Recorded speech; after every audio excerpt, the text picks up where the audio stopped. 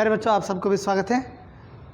हम तो क्लास में अब्दुल कलाम जी का जन्म और उनका माता पिता और उनका पिताजी ने नमाज के बारे में क्या कहता था और माता ने उनको खाने के लिए क्या देती थी, और अब्दुल कलाम जी का पिताजी पाँव पटने से सुबह खेती में जाकर क्या करते थे और उनका सुबह कितने बजे से शुरू होता था और वो कौन सा काम शुरू कर दिया था, नया काम, और रामेश्वर में किसके लिए प्रसिद्ध है, और उनका अब्दुल कलाम जी का बड़े बहन का नाम भी आप तो जान लिया है।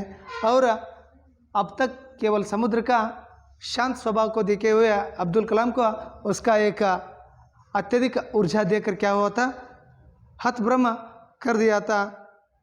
वहाँ तक हम तो पिछले क्लास में अध्ययन किया था। बच्चों, ನಾವು ಹಿಂದಿನ ತರಗತಿಯಲ್ಲಿ ಮಕ್ಕಳೇ ಈ ಒಂದು ಮೇರಾ ಬಚಪನ್ ಅನ್ನೋ ಒಂದು ಪಾಠದೊಳಗೆ ಅಬ್ದುಲ್ ಕಲಾಂ ಅವರ ಒಂದು ಜನ್ಮಸ್ಥಳ, ಅಬ್ದುಲ್ ಕಲಾಂ ಅವರ ತಂದೆ ತಾಯಿಗಳು, ಜೊತೆಗೆ ಅಬ್ದುಲ್ ಕಲಾಂ ಅವರು ತಮ್ಮನ್ನು ತಾವು ಯಾಕೆ ಭೌತಿಕ ಮತ್ತು ಸಾಮಾಜಿಕವಾಗಿ ಸಮರ್ಥರಂತ ಅನ್ಕೊತಿದ್ರು, ಜೊತೆಗೆ ಅಬ್ದುಲ್ ಕಲಾಂ ಅವರ ಒಂದು ತಾಯಿಯವರಿಗೆ ಏನೇನೋ ಊಟಕ್ಕೆ ನೀಡ್ತಿದ್ರು, ಜೊತೆಗೆ ಅಬ್ದುಲ್ ಕಲಾಂ ಅವರ ಒಂದು ತಂದೆಯವರ ಬೆಳಗು ಯಾವ ಒಂದು ಸಮಯದೊಳಗೆ ಆರಂಭಕ್ಕಿತ್ತು, ಜೊತೆಗೆ ಅಬ್ದುಲ್ ಕಲಾಂ ತಮ್ಮ ಒಂದು ಬಾಲ್ಯದ ದಿನಗಳನ್ನ ಎಷ್ಟೊಂದು ಅದ್ಭುತವಾಗಿ ಕಳೆದರು, ಜೊತೆಗೆ ಅಬ್ದುಲ್ ಕಲಾಂ ಅವ್ರ ನಮಾಜದ ಬಗ್ಗೆ ಕೇಳಿದಾಗ ಆ ಒಂದು ಅವ್ರ ತಂದೆ ಅದಕ್ಕೆ ಉತ್ತರನ ಎಷ್ಟೊಂದು ಅದ್ಭುತವಾಗಿ ಕೊಡ್ತಾರೆ, ಜೊತೆಗೆ ಅಬ್ದುಲ್ ಕಲಾಂ ಅದುವರೆಗೂ ಸಮುದ್ರನ ಬಹಳಷ್ಟು ಸುಂದರವಾಗಿ ನೋಡುವಂಥ ಅಬ್ದುಲ್ ಕಲಾಂ ಅವ್ರಿಗೆ ಸಮುದ್ರದ ಒಂದು ಬಹಳಷ್ಟು ಅದ್ಭುತ ಒಂದು ವಿಸ್ಮಯಕಾರಿಯಾದಂಥ ಶಕ್ತಿ ನೋಡಿದಾಗ ಅವರು ಎಷ್ಟೊಂದು ವಿಸ್ಮಿತರಾದರು.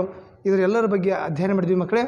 ಈ ಒಂದು ಮುಂದಿನ ಅಭ್ಯಾಸ ಇಂದು ಮಾಡೋಣ. ಪುಟ ಸಂಖ್ಯೆ 34, ಪೇಜ್ ನಂಬರ್ 34, दूसरा पैरा। उम्र में काफ़ी फ़र्क होने के बावजूद अहमद जलालुद्दीन मेरे अंतरंग मित्र बन गए। वह मुझसे करीब 15 साल बड़े थे और मुझे आज़ाद कहकर पुकार करते थे। हम दोनों रोज़ाना शाम को दूर तक साथ घूमने जाया करते थे। हम मस्जिद वाली गली से निकलते और समुद्र के रेतीली तट पर चल पड़ते। मैं और जलालुद्दीन प्राय आध्यात्मिक विषयों पर बातें करते।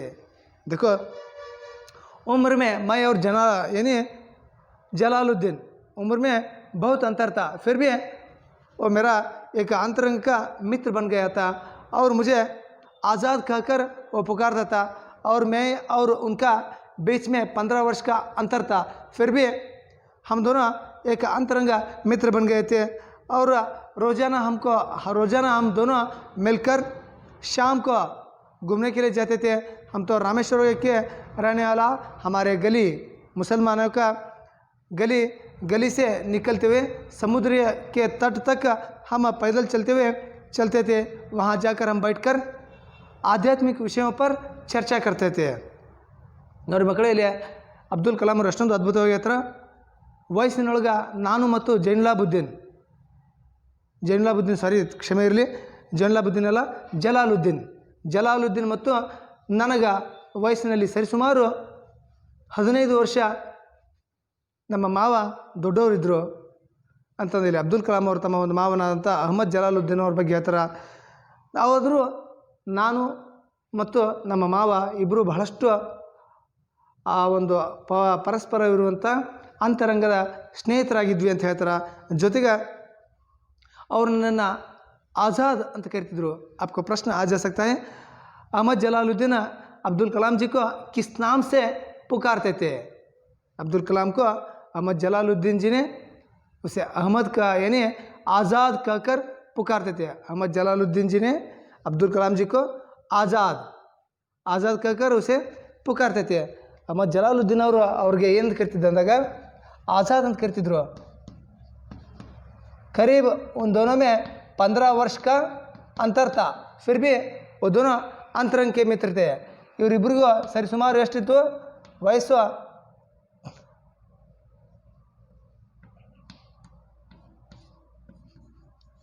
ವಯಸ್ಸು ಎಷ್ಟು ಪರಕಿತ್ತು ಅಂದಾಗ 15 ವರ್ಷ ಪರಕಿದ್ದಾಗೂ ತಮ್ಮ ಒಂದು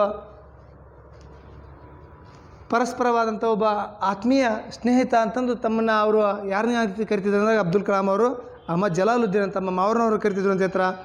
वो दोनों मिलकर अपने मस्जिद वाली गली से लेकर वो दोनों समुद्र के तट के और चल पड़ते थे और वहाँ जाकर बैठकर वो दोनों भी आध्यात्मिक विषयों पर ಚರ್ಚೆ करते ಇಬ್ಬರು ತಮ್ಮ ಮುಸಲ್ಮಾನರ ಒಂದು ವಟಾರದಿಂದ ಹಿಡ್ಕೊಂಡು ಹೋಗ್ತಿದ್ರು ನಡ್ಕೊತ ಸಾಯಂಕಾಲ ಆ ಒಂದು ವಾಕಿಂಗ್ ಹೋಗ್ತಿದ್ರು ಹೊರಟಾಗ ಎಲ್ಲಿವರೆಗೂ ಹೋಗಿದ್ರು ಸಮುದ್ರದ ದಂಡೆಯ ಒಂದು ಕಿನಾರವರೆಗೂ ಆ ಒಂದು ದಂಡೆಯ ಒಂದು ಅಲೆಗಳು ಬರ್ತಾವಲ್ಲ ಆ ಅಲೆಗಳ ಒಂದು ಸಮೀಪಕ್ಕೆ ಹೋಗಿ ಕುಂದಿರ್ತಿದ್ರು ಆ ಕುತ್ಕೊಂಡು ಸಮುದ್ರ ದಂಡೆಯ ಒಂದು ದಂಡೆ ಕಡೆ ಕುತ್ಕೊಂಡು ಇಬ್ಬರು ಆಧ್ಯಾತ್ಮಿಕ ವಿಷಯಗಳ ಬಗ್ಗೆ ಚರ್ಚೆ ಮಾಡ್ತಿದ್ರು ಮಕ್ಕಳೇ प्रसंगवश मुझे यहाँ भी उल्लेख कर देना चाहिए कि पूरे इलाके में सिर्फ जलालुद्दीन ही थे जो अंग्रेज़ी में लिख सकते थे। मेरे परिचितों में जलालुद्दीन के बराबर शिक्षा का स्तर किसी का भी नहीं था और न ही किसी को उनके बराबर बाहरी दुनिया के बारे में पता था। देखो आगे अब्दुल कलाम जी ने अहमद जलालुद्दीन के बारे में कहते हुए कहता है कि मुझे आज भी याद है हम जो इलाके में रहते थे ना उस इलाके में अहमद जलालुद्दीन के बराबर कोई भी अंग्रेजी ठीक तरह पढ़ना लिखना नहीं सीखे थे और पाश्चिमात्य में रहने वाला विदेशों में रहने वाला संस्कृति आचार विचार वहाँ रहने वाला खबर किसी को भी इनके बराबर नहीं मालूम था। ಮತ್ತವ್ರೆ ಅಬ್ದುಲ್ ಕಲಾಂ ಅವರು ಹೇಳ್ತಾರೆ ನನಗೆ ಈಗ ಮತ್ತೊಂದು ನೆನಪಿಗೆ ಬರ್ತಿದೆ ಅದೇನಂದ್ರಾಗ ನಾವಿರುವಂಥ ಒಂದು ಇಲಾಖೆ ಐತಲ್ಲ ಅಥವಾ ವಟಾರ ಐತಲ್ಲ ಆ ಒಂದು ಇರುವಂಥ ಒಂದು ವಟಾರದೊಳಗೆ ನಮ್ಮ ಮಾವನ ಅಂತ ಅಹಮದ್ ಜಲಾಲುದ್ದೀನ್ ಅಷ್ಟು ಯಾರೂ ಆಂಗ್ಲ ಭಾಷೆ ಇಂಗ್ಲೀಷ್ ಭಾಷೆ ಬಗ್ಗೆ ಅಷ್ಟೊಂದು ತಿಳುವಳಿಕೆ ಇದ್ದಿದ್ದಿಲ್ಲ ಜೊತೆಗೆ ಅವರಷ್ಟು ಸರಿಗಟ್ಟುವಂಥ ಭಾಷೆ ತಿಳುವಳಿಕೆ ಮನವರಿಕೆ ಯಾರಿಗೂ ಇದ್ದಿದ್ದಿಲ್ಲ ಜೊತೆಗೆ ಇಡೀ ನಮ್ಮ ಒಂದು ವಟಾರದೊಳಗೆ ಬೇರೆ ಪ್ರಪಂಚದ ಒಂದು ಮಾಹಿತಿ ಅಹಮದ್ ಜಲಾಲುದ್ದೀನ್ಗೆ ಇರೋಷ್ಟು ಯಾರಿಗೂ ಇದ್ದಿದ್ದಿಲ್ಲ ಅಂತಂದು ಅಬ್ದುಲ್ ಕಲಾಂ ಅವರು ಹೇಳ್ತಾರೆ जलालुद्दीन मुझे हमेशा शिक्षित व्यक्तियों वैज्ञानिक खोज समकालीन साहित्य और चिकित्सा विज्ञान की उपलब्धियों के बारे में बताते रहते थे। वही थे जिन्होंने मुझे सीमित दायरे से बाहर निकालकर नई दुनिया का बोध कराया। देखो आगे अब्दुल कलाम जी ने अहमद जलालुद्दीन के बारे में कहते हुए कहा था कि मुझे अहमद जलालुद्दीन जी ने मुझे हमेशा शिक्षित व्यक्तियों के बारे में बताते थे और वैज्ञानिक आविष्कारों के बारे में और वैज्ञानिक खोजों के बारे में बताते थे और समकालीन साहित्य आज क्या हो रहा है वर्तमान में रहने वाला साहित्य के बारे में बताते थे और चिकित्सा विज्ञान की उपलब्धियों के बारे में वो मुझे बताते थे। इसलिए मुझे भी आगे पढ़ने का एक धैर्य देने वाला व्यक्ति है और सिर्फ मेरा मामा जी अहमद जलालुद्दीन जी है। इस तरह अब्दुल कलाम जी अपने मामा के बारे में यहाँ बताया और सीमित दायरे से उन्होंने ही मुझे बाहर दुनिया की बोध करवाया है। ಮತ್ತು ಅವ್ರ ಹತ್ರ ನನಗೆ ಅಹಮದ್ ಜಲಾಲುದ್ದೀನ್ ಅವರು ಬಹಳಷ್ಟು ನನ್ನ ಮ್ಯಾಗ ಪ್ರಭಾವ ಬೀರಿದ್ರು ಜೊತೆಗೆ ನನಗೆ ಶಿಕ್ಷಿತ ಒಂದು ವ್ಯಕ್ತಿಗಳ ಬಗ್ಗೆ ಆಯ್ತು ಜೊತೆಗೆ ವೈಜ್ಞಾನಿಕ ಆವಿಷ್ಕಾರಗಳ ಒಂದು ಹುಡುಕಾಟದ ಬಗ್ಗೆ ಆಯ್ತು ಸಮಕಾಲೀನ ಸಾಹಿತ್ಯದ ಬಗ್ಗೆ ಆಯ್ತು ಜೊತೆಗೆ ಹೊಸ ಹೊಸ ಚಿಕಿತ್ಸೆಯ ಉಪಕರಣಗಳ ಬಗ್ಗೆ ಆಯ್ತು ಜೊತೆಗೆ ಒಂದು ಸೀಮಿತ ಒಂದು ನಮ್ಮ ಒಂದು ಮನೆ ಊರು ದೇಶ ಅನ್ನೋದು ಬಿಟ್ಟು ಹೊರ ಪ್ರಪಂಚನೂ ಇನ್ನೊಂದಿದೆ ಅನ್ನೋದು ತಿಳಿಸಿಕೊಟ್ಟಂಥ ಒಬ್ಬ ವ್ಯಕ್ತಿ ನನ್ನ ಒಂದು ಹೊರಗಿನ ಪ್ರಪಂಚ ತಿಳಿಸಿಕೊಟ್ಟಂಥ ಒಬ್ಬ ವ್ಯಕ್ತಿ ಯಾರಂದಾಗ ಅದು ನನ್ನ ಮಾವ ಅಹಮದ್ ಜಲಾಲುದ್ದೀನ್ ಅಂತಂದು ಅಬ್ದುಲ್ ಕಲಾಂ ಅವರು ಬಹಳಷ್ಟು ಅದ್ಭುತವಾಗಿ ಹೇಳ್ತಾರೆ ಮಕ್ಕಳೇ। मेरे बाल्यकाल में पुस्तक एक दुर्बल वस्तु की तरह हुआ करती थी। देखो आगे यहाँ आपको पीछे प्रश्न दिया है अब्दुल कलाम जी का बचपन का एक दुर्बल वस्तु क्या थी। अब्दुल कलाम का बचपन का एक दुर्बल वस्तु है पुस्तक। मेरे बाल्यकाल में पुस्तकों की एक दुर्बल वस्तु की तरह हुआ करती थी। ನನ್ನೊಂದು ಬಾಲ್ಯದೊಳಗೆ ಒಂದು ಬಹಳಷ್ಟು ಸಿಗಲಾರ್ದಂಥ ಒಂದು ವಸ್ತು ಯಾವುದಾಗಿತ್ತು ಅಂದಾಗ ವಿರಳವಾಗಿ ಸಿಗುವಂಥ ಒಂದು ವಸ್ತು ಅದು ಕೇವಲ पुस्तक ಆಗಿತ್ತು। हमारे यहाँ स्थानीय स्तर पर एक पूर्व क्रांतिकारी या कहिए उम्र में राष्ट्रवादी MTR मणिकम का निजी पुस्तकालय था। उन्होंने मुझे हमेशा पढ़ने के लिए उत्साहित किया। मैं अक्सर उनके घर से पढ़ने के लिए किताबें ले आया करता था। देखो आगे अब्दुल कलाम जी ने उनके बारे में कहता है कि हमारा इलाके में, यानी हम वहाँ रहते थे, स्थानिक स्तर में एक क्रांतिकारी का एक पुस्तकालय था और उनका घर था, उनका नाम था राष्ट्रवादी STR मणिकम था। देखो आपको भी ये प्रश्न 2-3 वाक्य में पूछे तो अब्दुल कलाम को पुस्तकों को देने वाला व्यक्ति के बारे में लिखिए। अब्दुल कलाम को पुस्तक पढ़ने के लिए प्रोत्साहित किए हुए व्यक्ति के बारे में लिखने के लिए आपको बताए तो तब आप ये लिखना है कि अब्दुल कलाम जी जो स्थानिक स्तर में रहते थे वहाँ एक क्रांतिकारी व्यक्ति था, उनका नाम था STR मणिकम। उनका एक पुस्तकालय था। उन्होंने मुझे पढ़ने के लिए क्या किया था, उत्साहित किया था और मैं अक्सर उनके घर पढ़ने के लिए किताब ले आया करता था। ಅಬ್ದುಲ್ ಕಲಾಂ ಅವ್ರ ಹತ್ರ ನಾವು ಇರುವಂಥ ಒಂದು ಏರಿಯಾ, ಒಂದು ವಠಾರದೊಳಗೆ ಅಲ್ಲಿ ಒಂದು ಸ್ಥಳೀಯವಾದಂಥ ಒಂದು ಏನಿತ್ತು ಗ್ರಂಥಾಲಯ ಇತ್ತು. ಅಲ್ಲಿ ಒಬ್ಬ ಕ್ರಾಂತಿಕಾರಿಯಾದಂಥ ಒಬ್ಬ ರಾಷ್ಟ್ರವಾದಿ STR ಮಣಿಕಮ್ ಅನ್ನೋ ಒಂದು ಪುಸ್ತಕಾಲಯ ಇತ್ತು. ಆ ಒಂದು ಪುಸ್ತಕಾಲಯ ಒಬ್ಬ ಕ್ರಾಂತಿಕಾರಿ ಇದ್ರಲ್ಲ ಅವ್ರದ್ದಾಗಿತ್ತು. ಅವರು ನನಗೆ ಬಹಳಷ್ಟು ಓದಲು ಪ್ರೋತ್ಸಾಹ ನೀಡ್ತಿದ್ರು. ಅವರ ಮನೆಯಿಂದ ನಾನು ಏನು ಮಾಡ್ತಿದ್ದೆ, ಪುಸ್ತಕಗಳನ್ನು ತೆಗೆದುಕೊಂಡು ಬಂದು ಓದ್ತಿದ್ದೆ ಅಂತಂದು ಅಬ್ದುಲ್ ಕಲಾಂ ಅವರು ಅವರ ಬಗ್ಗೆ ಇಲ್ಲಿ STR मणिकम और ಬಗ್ಗೆ ಹೇಳ್ತಾರೆ ಅಂದ್ರೆ ತಪ್ಪಾಗಲಾರದು ಮಕ್ಕಳೇ. दूसरे जिस व्यक्ति का मेरा बाल जीवन पर गहर असर पड़ा वह मेरे चचेरे भाई शमशुद्दीन थे. वहाँ रामेश्वर में अखबारों के एकमात्र वितरक थे. अखबार रामेश्वर स्टेशन पर सुबह की ट्रेन से पहुँचते थे जो पामबन से आती थी. इस अखबार एजेंसी को अकेला शमशुद्दीन ही चलाते थे. रामेश्वर में अखबारों की जुमला 1000 प्रतियाँ बिकती थी. देखो आगे, मेरा जीवन में और एक व्यक्ति का गहरा असर पड़ा है, वो मेरा चचेरी भाई शमशुद्दीन जी है. आपको 3-4 वाक्य में शमशुद्दीन के बारे में लिखने के लिए आपको बताया है. इसीलिए आपका मिड टर्म में भी ये प्रश्न आए तो आप ये लिखना है कि शमशुद्दीन अब्दुल कलाम के चचेरी भाई थे और रामेश्वर में अखबार वितरण करने वाला एकमात्र व्यक्ति वो शमशुद्दीन था. और अखबार रामेश्वर स्टेशन पर सुबह की ट्रेन पर वहाँ जाकर वहाँ पहुँचते थे और वो पामबन से आते थे और इस अखबार एजेंसी को अकेले शमशुद्दीन ही चलाते थे. और रामेश्वर में अखबार जुमला 1000 प्रतियाँ बिकती थी. ಮತ್ತವರ ತಮ್ಮ ಒಂದು ಜೀವನದ ಮೇಲೆ ಮತ್ತೊಬ್ಬರು ಒಬ್ಬ ಪ್ರಭಾವ ಬೀರಿದಂಥ ವ್ಯಕ್ತಿಗಳ ಬಗ್ಗೆ ಹೇಳ್ತಾರೆ.